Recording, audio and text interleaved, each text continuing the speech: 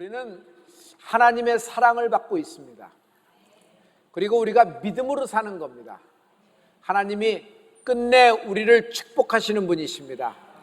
여러분, 오늘 여러분이 어떤 갈급한 마음, 상한 심령으로 왔든지 하나님이 여러분을 크게, 강하게 붙들어 주시고 응답을 주실 것을 믿습니다. 오늘 하나님이 여러분에게 확정을 지어 주실 겁니다. 지금 우리가 예수를 믿고 있습니다. 그러면서 이 세상에 살고 있는데 우리에겐 큰 혼란이 된 것이 하나가 있어요. 그것이 뭐냐면 세상에서 사람들이 말하는 성공 방정식이 있죠. 그리고 성경에서 말하는 삶의 방식이 같다, 다르다? 달라요. 이게 우리에게는 혼란을 주고 있는 것이에요. 교회에서는, 성경에서는 하나님 말씀을 이렇게 말씀하시는데 학교에서는, 사회에서는, 또 사회관계에서는, 직장생활에서는 완전히 사람들이 말하는 세상의 방법의 성공 방식과는 큰 거리가 있다는 거예요. 세상에서는 가져라, 움켜쥐어라, 네 건데 왜 뺏기느냐, 성공하라, 높은 연봉을 원하라, 그래서 공부하는 것 아니니, 그래야지만 너의 가정과 너의 자녀, 너의 부부관계, 모든 너의 부모님을 책임질 수 있지 않겠는가. 그래서 성공합니다. 그런데 하나님 말씀은 완전히 반대예요. 뭐 근사치나 공통점이 있으면 그래도 접점을 찾겠는데 완전히 상극의 말씀이에요. 주라. 그러면 누르고 흔들어 넘치도록 너에게 안겨주리니. 아니, 이쪽 뺨을 때리거든 너 다른 쪽 뺨도 내놓으라는 거예요. 네가 지금 탑 1, 2, 3, 4, 5에 들어가는 사람이지만 어느 자리에 가든지 그 자리에 앉지 말고 말석에 앉아라. 이 말은요, 큰 우리에게 혼란을 줍니다. 성도 여러분, 이렇게 하나님이 말씀하신 방법의 삶의 방식으로 이 땅을 살면 어떻게 되죠? 바보가 됩니다. 성도 여러분, 바보처럼 사는 크리스찬이 되기를 축복합니다. 오늘 성경에 야고보를 이야기할 텐데 성경에는 3명의 야고보가 있습니다.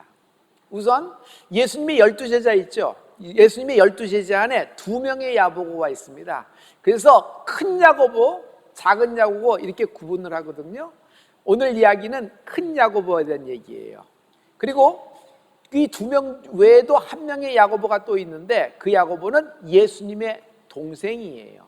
그는 예수님의 제자는 아니었으나 예루살렘 교회의 초대, 여러분 말하자면 담임 목사님이셨어요. 그리고 우리가 알고 있는 성경의 야고보서 있죠. 그걸 누가 썼냐 하면은 예수님의 동생 야고보가 썼을 것이 우리가 그렇게 그것을 이렇게 많이 받아들이고 있죠. 자, 이것이 이제 야고보의 3명의 야고보인데 오늘은 그 중에서 가장 큰 야고보, 세베대의 아들 야고보를 얘기하려고 그래요. 이 야고보는 여러분 동생이 사도 요한이에요. 그러니까 둘이 형제입니다. 그리고 예수님과는 사촌지간이에요. 어렸을 때부터 부유하게 자랐고 야심가로 컸습니다. 그래서 자존감이 굉장히 높았던 사람이 여러분 이 야고보, 큰 야고보예요. 그리고 무엇보다도 예수님과 잘 알고 있는 사이였지만 예수님이 부르셨을 때 제자가 됩니다. 이거 쉬운 성격 아니에요. 그리고 성격을 보면 굉장히 불같은 성격이었어요. 사마리아 땅을 지날 때 그들이 예수님의 복음에 대해서 완전히 등 돌리고 막 그러자 야고보가 나섭니다. 예수님, 저들에게 불을 내리면 어떨까요? 라는 얘기를 한 사람이 야고보예요. 그래서 예수님이 별명을 붙여줬어요. 보아너게, 우레의 아들이라고. 야, 성질이 급해도 너무 급하다라는 얘기였습니다. 이 큰 야고보는요, 예수님의 빅3에 들어갔던 사람입니다. 베드로와 야고보와 요한, 이 3명은요 주님이 12제자랑 같이 다니시더라도 중요한 곳, 반드시 필요한 곳, 정말 긴밀한 곳 다닐 때는 이 3명이 동행했던 것을 알 수 있어요. 자, 이들의 이제 오늘 상황이 펼쳐집니다. 예수님이 예루살렘에 들어가시는 겁니다. 제자들은 흥분했어요. 드디어 예수님이 새로운 왕국을 건설하시겠구나. 자리 다툼이 일어납니다. 예수님 좌편에 누가 앉지? 예수님 우편에 누가 앉지? 우리 식으로 얘기하면 좌의정, 우의정, 영의정 촬영하는 것입니다. 이때 야고보가 선수를 칩니다. 그는 굉장히 똑똑하잖아요. 그의 어머니도 극성이에요. 성공하기 위해서 그냥 높은 자리에 앉으려고, 아이들을 그 높은 자리에 앉으려고 주님이 이런 자리를 가셨을 때, 우리를 배치를 하실 때 저와 제 동생을 하나는 좌편에 하나는 우편에 앉게 해주세요 라고 청을 넣었던 사람이 야고보예요. 그리고 지금은 마가복음을 보고 있지만 마태복음에도 동일한 장면이 나오는데, 마태복음에서는 그의 어머니가 이런 청을 넣었어요. 예수님의 이모가 청을 넣은 거죠. 나머지 제자들이 완전히 뒤집어져 버립니다. 아니, 네 형제들이 다 해먹으면 우리는 뭐가 되니? 그러면서 불만이 최고조로 고할 때 예수님이 이 문제에 답을 주시는 말씀이 마가복음 10장 43절부터 44절의 말씀입니다. 우리 이 말씀을 다 같이, 너희 중에는 그렇지 않을지니 너희 중에 누구든지 크고자 하는 자는 너희를 섬기는 자가 되고, 너희 중에 누구든지 으뜸이 되고자 하는 자는 모든 사람의 종이 되어야 하리라. 으뜸이 되고자 해? 1등이 되고자 해? 종이 되어야 돼. 너희 중에 크고자 하는 사람이 있어? 그러면 남을 섬기는 자가 되라는 것이에요. 세상의 문화는 완전히 다르죠. 높아져라, 그리고 남보다 잘나야 무시당하지 않지 않느냐, 그리고 높은 자리 상좌에 앉아라, 그래야지만 네가 지킬 수 있다. 그러나 하나님 나라에서는 낮아지고 종되고, 여러분 이렇게 하나님의 말씀으로 이렇게 그래야지만 하나님이 원하시고 하나님이 원하는 그런 삶을 살잖아요.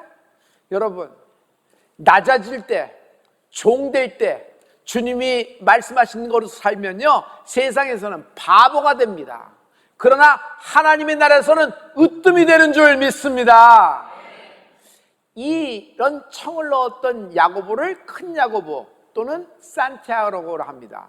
산티아고는 야고보를 에스파뇰로 발음하면 산티아고가 되는 거예요. 그의 닉네임이 아니라 그 스페인의 발음을 하면 산티아고가 되는 겁니다.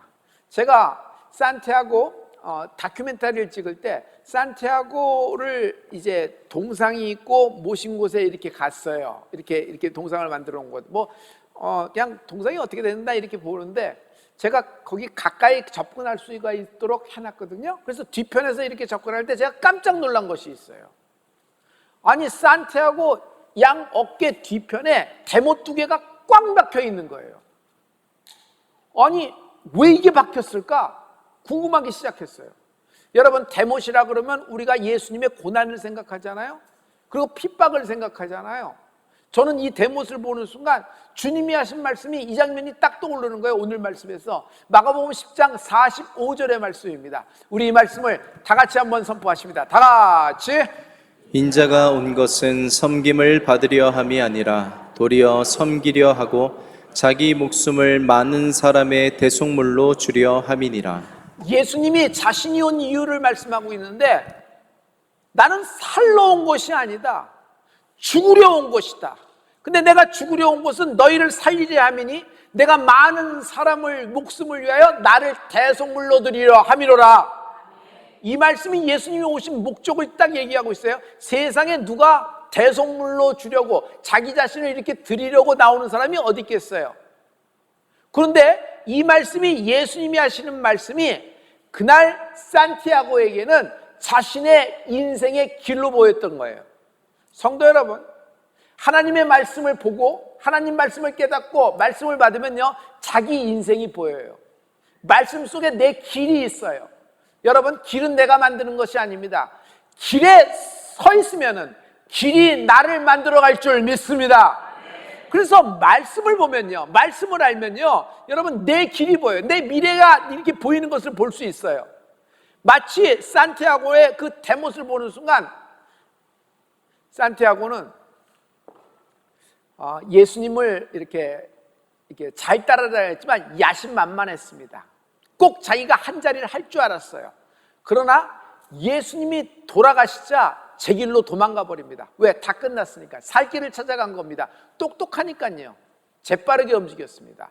그러나 예수님이 부활하시자 다시 모여들었고, 예수님이 승천해 버리시면서 마가다락방 말씀을 하시면서 성령이 오실 때까지 간절히 기도하며 기다리라고 말씀한 거죠. 마가다락방에서 성령을 받습니다. 그 성령을 받고 예수님이 자기에게 해주셨던 말씀, 크고자 하느냐, 으뜸이 되고자 하느냐, 남을 섬겨야 되느니라. 인자가 온 것은 대속물로 나를 주려 함이라. 이런 말씀이 너무너무 기억이 났을 거예요. 그래서 주님의 말씀, 땅끝까지 가라는 말씀, 당시에 모든 사람들의 세상은 지중해가 세상이었는데 당시의 땅끝은 스페인, 이베리아 반도였어요.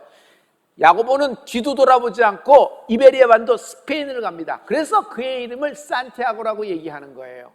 거기서 스페인에서 낯선 곳, 문화도 낯설고 모든 것이 낯섭니다. 처음 보는 사람들입니다. 거기서 예수님의 복음을 선포합니다. 할렐루야. 그리고 예수님의 복음을 선포하고 예루살렘으로 돌아왔어요. 예루살렘으로 돌아오니까 어떻게 했어요?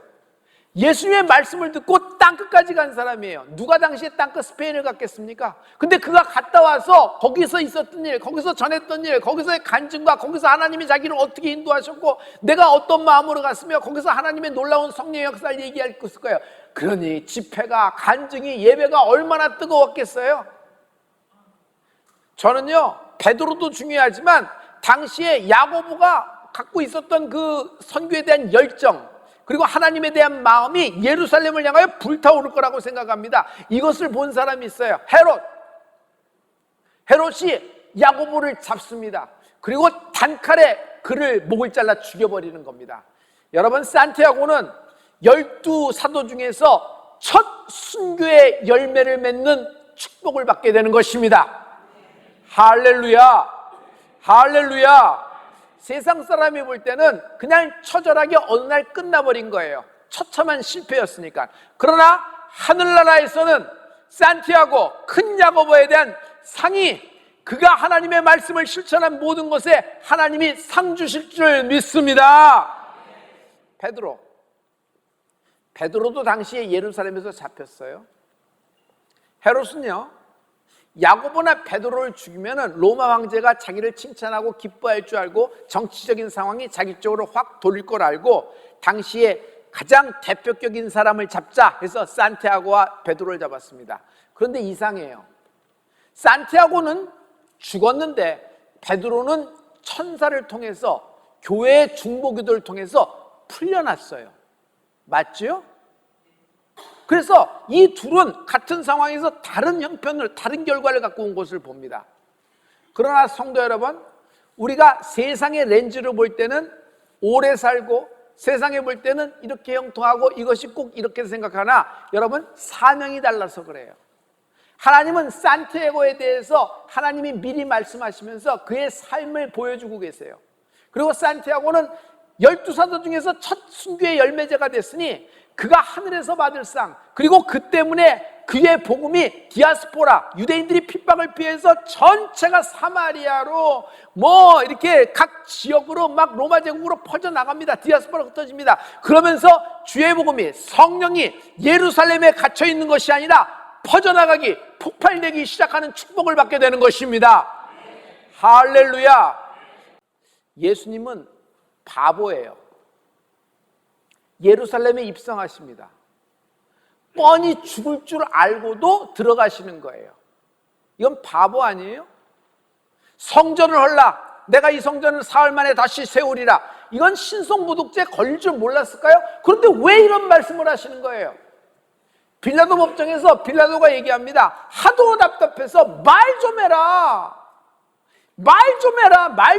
자꾸 다고칩니다. 아닌 게 아니라 어젯밤 꿈에 아내가 이런 꿈을 꿔서 나에게 신신당부해서 나도 너를 도우려고 하는데 네가 아무 말도 안 하니 인정하는 거 아니냐? 네가 입을 열어야지 나도 네 편이 돼서 풀어줄 텐데 말 좀 하라. 이 바보야. 하지만 예수님은 도살장에 끌려가는 양처럼 입을 열지 않습니다. 십자가상에서 예수님은 기도합니다. 십자가상에서 기도는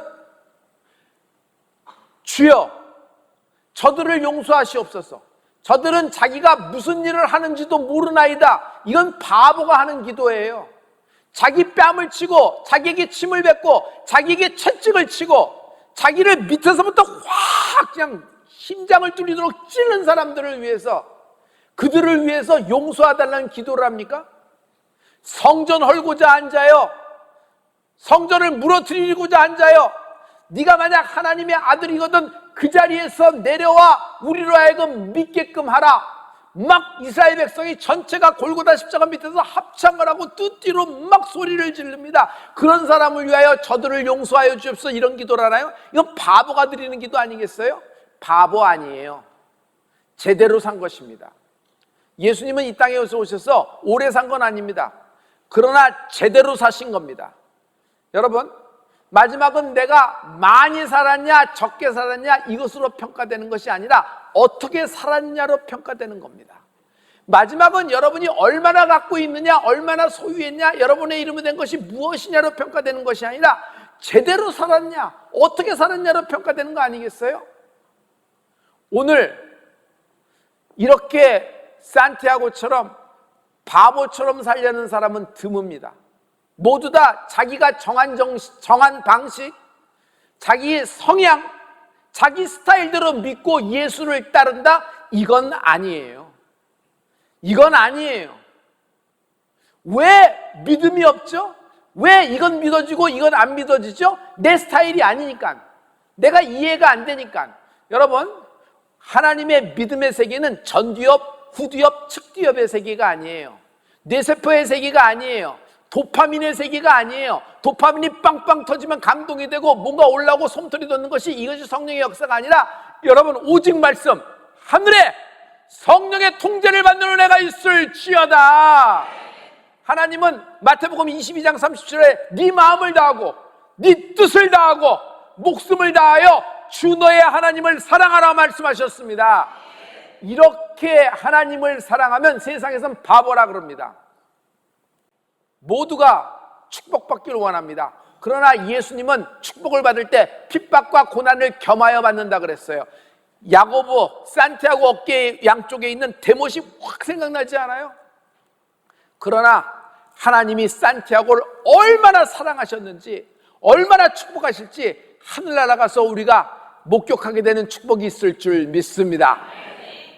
여러분, 세상이 정한 방식대로 살면 내가 나를 잃어버려요. 내가 누군지를 몰라요. 나중엔 혼돈이 돼서 내가 뭐하고 있는지, 어디에 서 있는지, 어떤 길에 서 있는지도 몰라요. 그러나 여러분, 세상에서는 바보 크리스찬, 미쳤냐 그렇게 살게, 그런 얘기를 많이 듣더라도 하나님 말씀대로 사는 은혜가 있을지어다.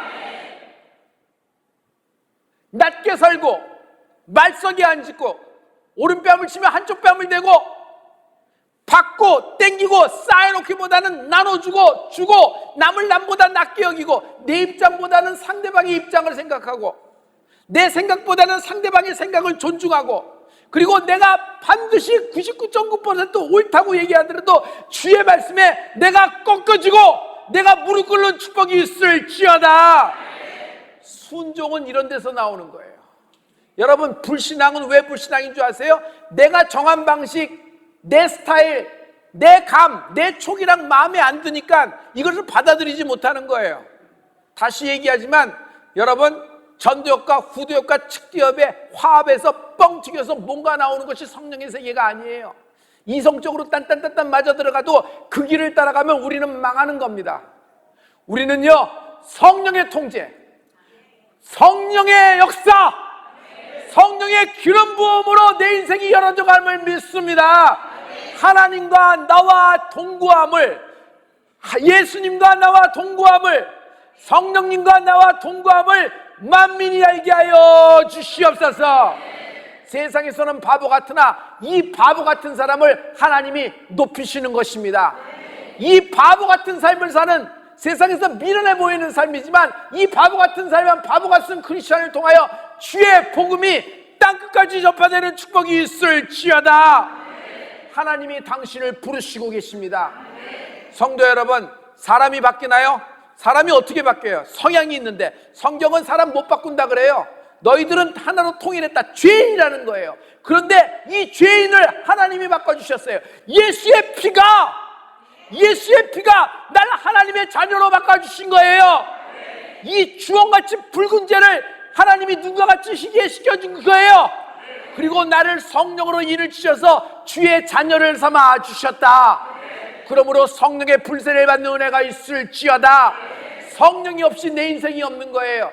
성도 여러분, 육이 만족하는 삶이 있어요. 멘탈이 만족하는 삶이 있어요. 육이 만족하고 멘탈이 만족해도 이건 진짜 내가 아니에요. 아무리 육이 만족하고 멘탈이 만족해도 여러분 마지막엔 허무예요. 공허해요. 돈이 없으면 육이 만족을 못합니다. 슬프고 어려운 일이 많이 생기니까. 그리고 모든 것이 준비가 되고 안정이 되더라도 여러분 멘탈이 점점 나가버려요. 그러나 여러분 인생은 인간에게 영이 있는데 이 영이 행복감, 영이 기쁨을 누리는 축복이 있을지어다. 근데 이 영은 황금으로 만족이 안 돼요. 여러분의 높은 위치로 만족이 안 돼요. 사람들의 칭찬으로 여러분의 만족이 안 되는 거예요. 멘탈이 강한 사람은 그런 주위의 환경, 주위의 어떤 레퓨테이션, 주위 사람들의 말들에 의해 춤추고 거기서 움직여요. 그래서 사람의 눈치를 맞추고 다른 사람 만족을 위해서, 다른 사람 여론몰이를 위해서 그런 걸 생각하는 거예요. 그런 사람을 크리스천이라고 생각하지 않습니다. 우리는 어떤 상황, 어떤 어려움, 난간에 빠졌더라도, 사망의 음침한 골짜기를 있으더라도 하나님의 초점, 하나님의 렌즈로 나의 인생을 보는 은혜가 있을지어다. 하나님은 당신을 사랑하십니다. 여러분도 하나님을 사랑하는 인생이 되기를 축복합니다. 성령이 없이는 진짜 나의 인생이 시작이 안 돼요. 나를 창조하신 분이 나의 인생의 목적을 만들어 놓고 내 삶에 걸어갈 길을 만들어 놨는데 남의 다리 갖고 가서 긁는 거예요. 원하는 지점에 가서 원하는 것을 얻었다 그래도 여러분 절대로 행복하지 않아요. 공허하고 허무하고 마지막엔 이렇게 되는구나, 모든 사람이 그렇지 하고 체념하고 그냥 여기까지지 뭐 다음을 얘기할 수 있는 것이 아니니까 그저 오늘 하루도 무탈하게 지냈으면 그것이 행복이죠 얘기합니다. 좋은 겁니다. 그러나 하나의 삶이 더 있다고 말씀하세요. 그 영의 삶이에요. 여러분의 영이 하나님의 말씀으로 일어나라, 깨어라. 성령이 없이는, 성령의 힘 없이는 움직여지지가 않는 것입니다. 여러분 상한 심령, 갈급한 영혼들, 여러분의 오늘 문제 갖고 온 사람들, 하나님께 이건 내어놓고 기도할 때 하나님이 내 영을 만족해 줄 줄 믿습니다. 이사야서 48장 1절을 마지막 결론의 말씀으로 우리 여러분에게 드립니다. 우리 이 말씀을 다 같이 크게 외치라. 목소리를 아끼지 말라. 내 목소리를 나팔같이 높여 내 백성에게 그들의 허물을, 야곱의 집에 그들의 죄를 알리라. 뭘 그렇게 목소리 꼭 크게 해야지만 되나? 그때는 여호수아가 크게 해라 그래서 크게 해서 여리고성이 무너졌으니까 지금 우리가 사람마다 목소리 데시벨이 다르고 성대가 다르고 또 성향도 있고 다 그러는데 이사야서 48장 1절의 말씀은 뭐예요? 부르짖으라 끝난다 그러는데 부르짖으면 진짜 끝나요? 바보들이나 하는 거 아니겠어요? 그런데 어떤 사람은 부르짖습니다. 왜? 부르짖으라 그러셨으니까. 여러분 사회에서 볼 때, 세상에서 볼 때 이건 바보들의 행진이고 바보들의 고백이고 바보들의 외침이지, 그런다고 그렇게 되나? 신체 구조가 있고 메디칼이 있고 그래서 암이 되는 건데 그렇게 말한다고 되나? 그런데 여러분 하나님 말씀은 힘있고 능이 있어요. 살아있단 말이에요. 여러분 그냥 통으로 믿어지는 은혜가 있을지어다. 말씀 앞에 무릎 꿇을 수 있는 바보, 말씀 앞에 자기를 항복할 수 있는 바보, 말씀 앞에 내 이론, 내가 갖고 있는 기존의 지식, 기존의 지혜, 기존의 방정식을 내려놓는 축복이 있을지어다. 이 사람을 하나님이 쓰시고 이 사람에게 신유와 신원이 임하는 축복이 있을지어다. 하나님은 이런 사람을 들어 하나님의 복음을 전하게 하시는 것입니다.